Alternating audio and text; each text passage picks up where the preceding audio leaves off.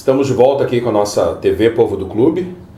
Hoje, então, a gente vai conversar com a Nájila Diniz, uma das integrantes do nosso movimento, que no último Grenal, né, teve um grande reconhecimento midiático por ter sido uma das vítimas dos vândalos, né, de uma torcida organizada.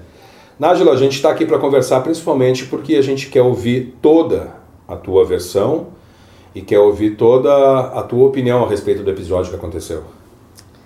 Tá, primeiramente, né, a gente, como o pessoal do Povo do Clube ocupa aquele espaço ali do Recanto Colorado, nós estávamos numa confraternização, né, anterior ao jogo, e eu entrei tarde no estádio, né, e eu nunca vou na inferior, eu sempre vou na superior. Mas o meu filho tinha pedido para ir na inferior, porque era final, aquela coisa, queria estar mais perto do campo, e no fim ele teve febre, não pôde ir, né, foi o meu pai no lugar dele. E eu entrei faltando 10 minutos para o começo do jogo, né? E o único lugar que tinha disponível era embaixo da arquibancada onde estava a torcida do Grêmio. E eu ainda pensei, né? Ficar bem embaixo dos caras, não, vamos dar um voto, né? De confiança, de civilidade, afinal de contas, né? Toda a campanha que se faz midiática a favor de paz, né? Nos estádios e tal, toda a segurança que dizem que tem, né? Na escolta. Mas já antes do intervalo do primeiro tempo, já deu uma briga generalizada na torcida ali deles. E quando deu o apito final, que foi a comemoração, né, dos colorados, claro, a corneta, né, de quem estava embaixo, fazendo gestos para quem estava em cima. E ali se deu a pancadaria, né, o quebra-quebra de cadeiras e o arremesso das cadeiras. Né. Antes eles estavam arremessando só os copos, né, e líquidos e tal. Enfim, até uma capa de chuva nós ganhamos. Levamos uma capa de chuva onde a gente estava. E ali começou as cadeiras a serem arremessadas, né? Então, quando eu vi que as cadeiras estavam caindo realmente, porque primeiro aquela perplexidade de tu não acreditar entre, né, a emoção da conquista ali do pentacampeonato e de ver que aquilo realmente está acontecendo, né? A surrealidade, assim.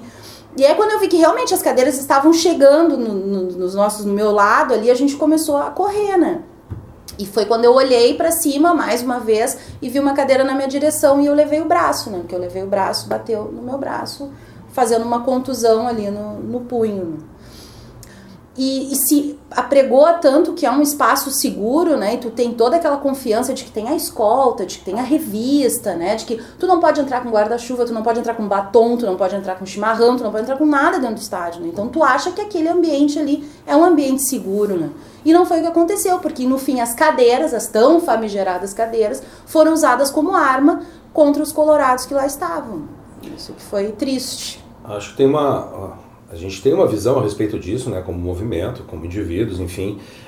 Fiquei pensando assim, mas será possível que a cadeira, que teoricamente torna tão civilizado o ambiente, né, do tempo que a gente sentava no cimento, eu não me lembro de ninguém arrebentar cimento e jogar uns nas cabeças dos outros, né? É verdade. Mas enfim, agora com as cadeiras, será que as cadeiras e o valor do ingresso, que era para ser selecionar o público, porque não queremos mais o povo que paga barato, né, dentro do estádio, porque o povo que paga barato também é o povo que faz balbúrdias, né? O estádio foi higienizado. Foi higienizado, né? No entanto, ao que me parece, os bandidos que continuam frequentando os estádios de futebol, as arenas modernas, são bandidos de costas muito quentes, porque para poder pagar o ingresso que hoje em dia se paga para entrar no estádio, tem que ter uma base financeira, familiar bastante razoável, né? Por isso que acho que quase nada acontece com essas pessoas, mesmo que a gente tenha num estádio que nem o Beira-Rio, ou que nem na Arena, câmeras de alta resolução, a gente tem a mídia fazendo o trabalho dela,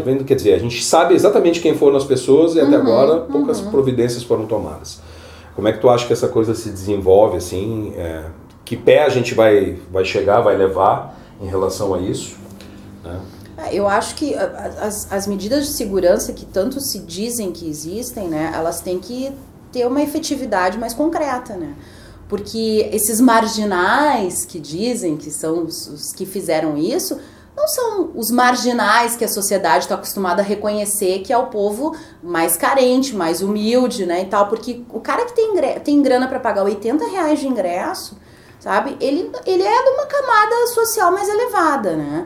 E o que acontece? Onde é que está a identificação biométrica, né, que tanto se promete, pelo menos então para a torcida, né, adversária, que é um número reduzido, né, e eu acredito assim que se a gente tivesse 10 mil gremistas no estádio, os mesmos fariam, né, porque eles estão acostumados com essa sensação de anonimato, de que não dá nada, de que nada vai acontecer com eles, até que realmente aconteça, né. Então eu fiz questão de levar adiante, eu fiz questão de registrar uma ocorrência policial, eu fui fazer o exame de corpo de delito, né? Não que eu queira alguma reparação financeira ou que eu queira aparecer em algum lugar, que eu queira meus minutos, né, de fama.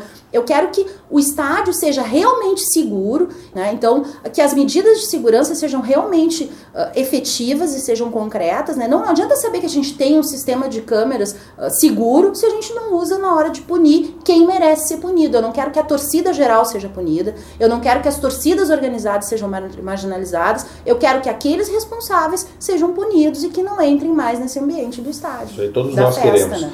E, bom, só para a gente finalizando, vamos lembrar que torcedores do Grêmio também foram vítimas de violência por parte de alguns torcedores do Internacional. Na entrada, né? Então, nesse Grenal da violência, estamos todos empatados. É verdade, lamentavelmente empatados, né? Por fim, tu disse que não gostaria de ter os teus minutos de fama, mas não há dúvida de que tu fostes bastante entrevistada, apareceu bastante na televisão e no jornal. Gostaria da tua opinião a respeito do papel da mídia.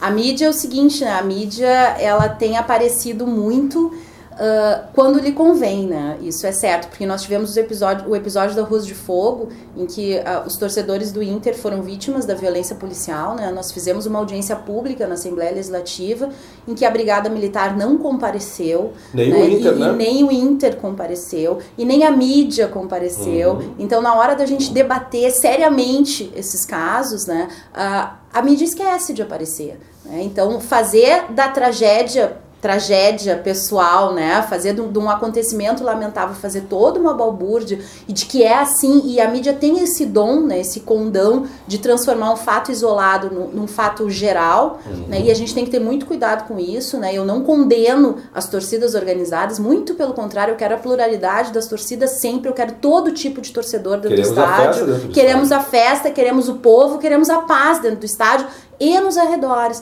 As formas de combater essa violência no entorno dos estádios, a forma de condução das torcidas, né? Porque muito eu condenei a forma com que o Inter levou a torcida colorada pro Maitá, escoltado, né? E eu disse, mas eu não sou bandido para ser escoltado pela polícia, né? Mas, no fim, nesse outro Grenal, a gente viu que realmente é necessário uma escolta, talvez por ônibus, né, para que não haja essa oportunidade, essa abertura para que a violência aconteça, né?